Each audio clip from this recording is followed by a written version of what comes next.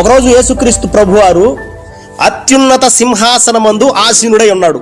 ఒకవైపు నుంచి మిఖాయేలు దూత వచ్చేసింది, మరోవైపు నుంచి గాబ్రియేలు వచ్చారు. వీరిద్దరూ ఏకకాలంలో వచ్చేశారు. మిఖాయేలు ఏదో చెప్పడానికి స్టార్ట్ చేసింది, యేసయ్యా యేసయ్యా యేసయ్యా, ఇదిగో ఆ సాతాను మోషే దేహం గురించి వాదనలాడుతున్నాడు, తిరుగుబాటు చేస్తున్నాడు, ఇష్టానుసారంగా మాట్లాడుతున్నాడు ప్రభువా, వాడు సంగతి ఏంటో చూడు అని చెప్పే ప్రయత్నం చేసింది మిఖాయేలు.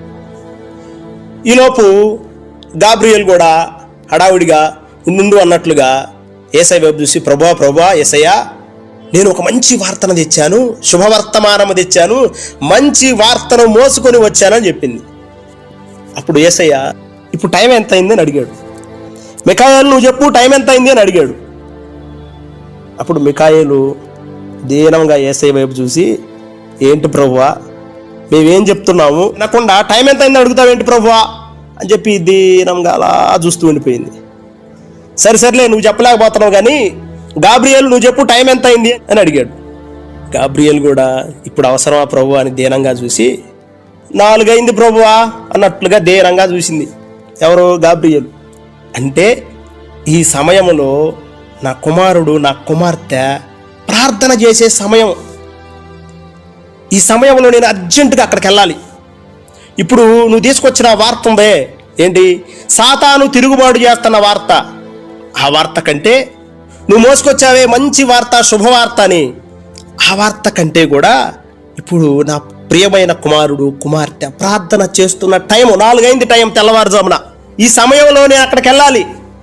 నా కుమారుడు నా గురించి మొరపెడతా ఉంటాడు, నా కుమార్తె నా గురించి ప్రార్థన చేస్తూ ఉంటుంది. ఈ వార్తల కంటే కూడా వారి ప్రార్థన వినటము నాకెంతో ఇష్టము అని అంటాడు.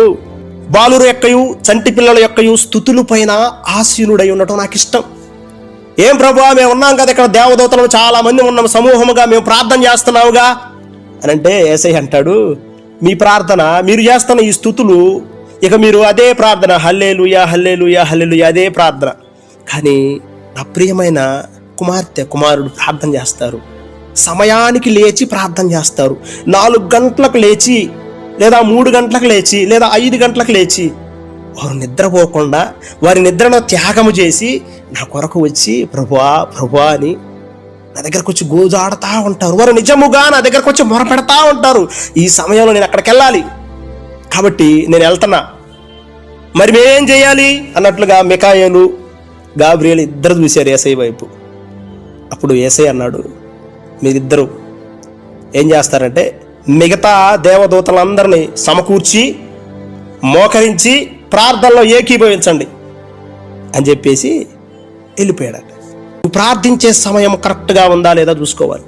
నువ్వు ఆత్మీయుడివేగా, ఆత్మీయురాలువేగా, ప్రతిరోజు ప్రార్థిస్తున్నావా? నువ్వు పని చేస్తే నువ్వు ఒక్కడవే పని చేస్తావు, కానీ నువ్వు ప్రార్థన చేస్తే పరలోకములో ఉన్న దేవుడే పని చేస్తాడు. యాజ్ వెల్ యాజ్ ఆయన యొక్క దేవదూతలు కూడా నీ కొరకు పని చేస్తాడు. నువ్వు ఎప్పుడు లేస్తే అప్పుడు ప్రార్థించడం కాదు, కానీ ప్రార్థన కొరకు ఒక సమయాన్ని కేటాయించుకోవాలి. ఆ సమయంలో ప్రతిరోజు ఆయన కనపడాలి. అందుకే సమయానికి దేవుడు వచ్చి, ఆదామా నువ్వు ఎక్కడున్నావు? ఎప్పుడు వచ్చాడు?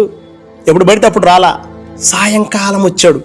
ఎందుకంటే సాయంకాల సమయంలో ప్రతిరోజు వారిద్దరు మాట్లాడుకునే అలవాటు, ప్రతిరోజు వాళ్ళిద్దరు ఎదురెదురుగా కూర్చొని ముచ్చటించుకునే అలవాటు. కాబట్టి నీ ప్రార్థనా జీవితం కూడా ప్రతిరోజు ఒక సమయాన్ని కేటాయించుకొని ముందుకెళ్ళాలి. ఆత్మీయుడివి ఆత్మీయురాలు గుర్తుంచుకోవాల్సిన మొదటి పాయింట్ ఏంటంటే ఒక సమయం కేటాయించుకొని ప్రార్థించాలి.